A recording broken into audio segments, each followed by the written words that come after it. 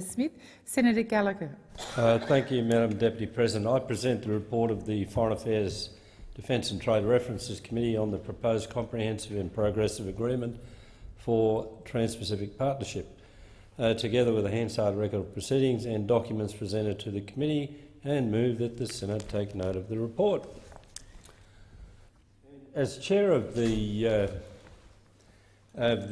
Foreign Affairs and Defence and Trade References Committee, I'd like to speak to the committee's inquiry and firstly always put on the record the good work that the very efficient Secretariat of the committee has done in compiling and progressing through consideration and presentation of all of the evidence. So, over the course of completing this report, we've received 63 submissions and held 2 public hearings, the first in Melbourne on the 30th of July 2018, the second in Canberra on the 20th of August 2018. And at the hearings, the committee had the opportunity to speak to a number of organisations and took evidence from the Department of Foreign Affairs and Trade. While the committee heard evidence identifying particular benefits of the TPP-11, the inquiry also highlighted a number of areas of concern, and many of these issues were familiar to the committee from previous inquiries. In order to address these concerns, the committee has made a number of recommendations which I intend to briefly refer to. Reform to the treaty-making process. Similar to previous inquiries conducted by this committee, evidence to this inquiry highlighted concerns about the treaty-making process, with much of the evidence focused on the need for reform to increase transparency and in particular with reference to the consultation process. Evidence to the committee emphasised that organisations and the general public are seeking more information to be made publicly available during treaty negotiation process. While recognising the need for confidentiality, the committee recognises the need for information to be made available more regularly and has recommended that the government provide public updates on each round of trade negotiations and release draft text during negotiations where feasible with the appropriate safeguards. The committee also heard that stakeholders are interested in becoming more active participants in the treaty-making process. With this in mind, the committee has recommended the creation by legislation of an accredited trade advisors program where industry, union, civil society would provide real-time feedback on draft trade agreements during negotiations. The committee has also recommended that DFAT review its own consultation mechanisms as well as other models used internationally. The parliamentary scrutiny of treaties undertaken by JSCOT is a crucial part of the treaty-making process, and it is important that this committee is appropriately briefed. To assist the Joint Standing Committee on Treaty-Making in its analysis of treaties, the committee has recommended the Australian government provide the government's statement of objectives for negotiation to the Joint Standing Committee on Treaties for consideration and feedback, and to provide the Joint Standing Committee on Treaties with a briefing at the end of each round of negotiations. Independent modelling. Again, similar to previous inquiries, the committee received evidence expressing concern about the economic modelling undertaken to assess the impact of TPP-11, with several witnesses and submissions questioning the objectivity of the national interest analysis.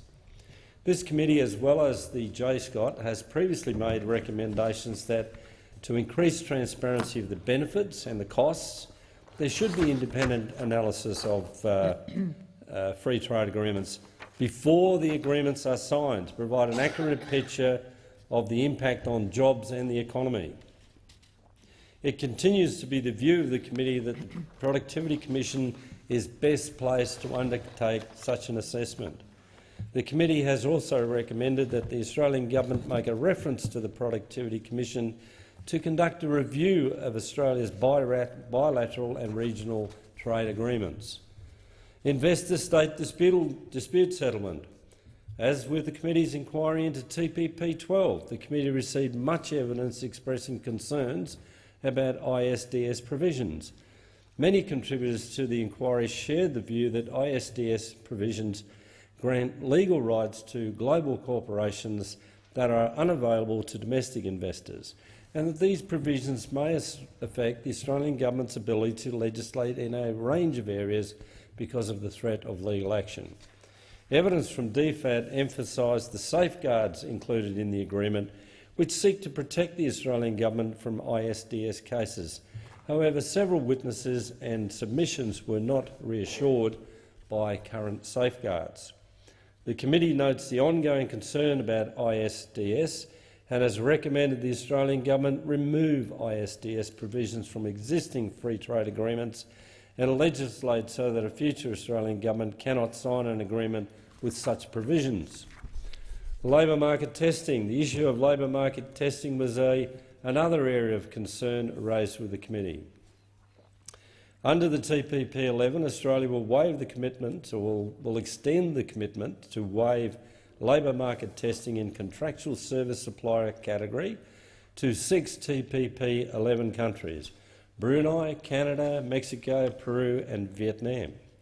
DFAT emphasised that Australia has obtained equivalent reciprocal commitments from each of the 6 countries, and that although Australia has made commitments to waive labour market testing, there will be sufficient flexibility in their operationalising of this commitment due to the fact that the skilled occupations list administered by the Department of Jobs and Small Business is not bound by TPP-11. Despite these reassurances from DFAT, evidence to the inquiry indicated that concerns remain about the negative impact the commitment to waive labour market testing may have on Australian workers. There is a sense that under the agreement, Australian workers would be disproportionately affected. Concern was also raised about the high number of professions that could currently be covered by the term contractual service provider. In order to address these concerns, the committee has recommended that the government reinstates labour market testing for contractual service suppliers where it has been waived, and legislate so that a future government cannot waive labour market testing for contractual service suppliers in new agreements.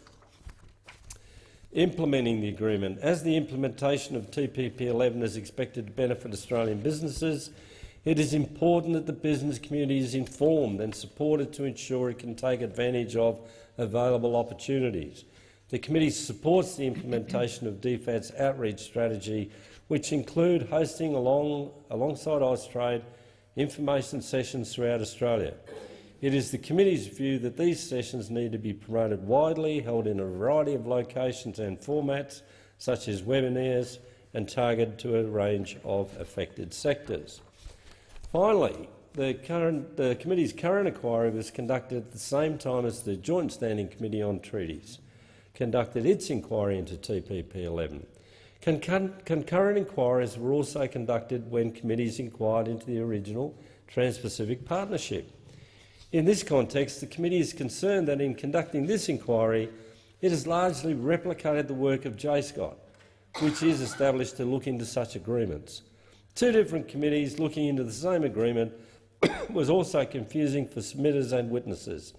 As this does not appear to be the best use of limited committee resources, the committee has recommended that the Joint Standing Committee on Treaties consider a resolution to enable participating membership for inquiries. And I commend the report to the Senate. Thank you, Senator Gallacher. Senator Williams. Thank you, Madam Deputy President. I'll just be brief on the TPP and what's going on with it. Madam Deputy President, my brother Peter and I set up a large piggery in the late 80s. And in the early 90s, the then Hawke Labor government allowed the importing of pig meat because it would be cheaper. Bringing hams in at Christmas time when it's freezing cold in Canada, not much call for ham then. And I thought this was crazy. We didn't have a decent labelling system and people were getting confused whether they're buying Australian ham or ham processed here and coming from Denmark or Canada. They hurt us farmers. And where I live in the Inverell area, there are some 5 or 6 large piggeries. Today, there are none. But we've gone past that. We've moved on to other things. And I thought it was crazy, Madam Deputy President, when Australia led the world in reducing tariffs and quotas and just removed all barriers, but the rest of the world was not doing it. And I thought, we're suckers. We're leading the way and it's costing us dearly with jobs. However, since then things have changed. And we've got the free trade agreements, many of them from Thailand to Korea to Japan to China to so on. And now the benefit is flowing through. We're seeing the benefit of agriculture. Record prices in wool, mainly because we run 70 million sheep now instead of 180 million sheep during the boom times. The cattle prices, the lamb prices, the mutton prices. The grain price, of course, due to the drought and the huge demand and lack of supply there. But we've moved past it. It did hurt us. Now we're benefiting from these extra markets and the demand on Australian food as far as farmers go. And likewise with the TPP-11. Remove barriers and give us access to their market. They've got access to ours. No hurdles to bring anything into Australia as long as the Fazant standards of foods or whatever. And of course we import so much in the way of manufacturing goods and white goods, etc. But this allows us access to more markets, and that is only good. And we've seen that from what we've done with the other free trade agreements. Sure that it's not always perfect, but it's better than what it was where these countries kept their barriers in place, restricted us from exporting into there and being uncompetitive. And so those barriers being removed to trillions of dollars worth of economies, worth billions to the Australian, especially agricultural industry, is only a good thing. Some people mightn't like it, but the last 5 years have proved that the free trade agreements allowing us access to these markets, getting that competitive edge like we did with Korea, Japan and China in relation to America, have only been a good thing. We've seen the price in the cattle yards, the sheep yards, the farm gate, and things are looking very bright for agriculture except for the rain, and hopefully that'll come soon. But I welcome the TPP-11, access to more markets, better prices, more demand, and that's only good for rural Australia. Thank you, Senator Williams. Senator Patrick.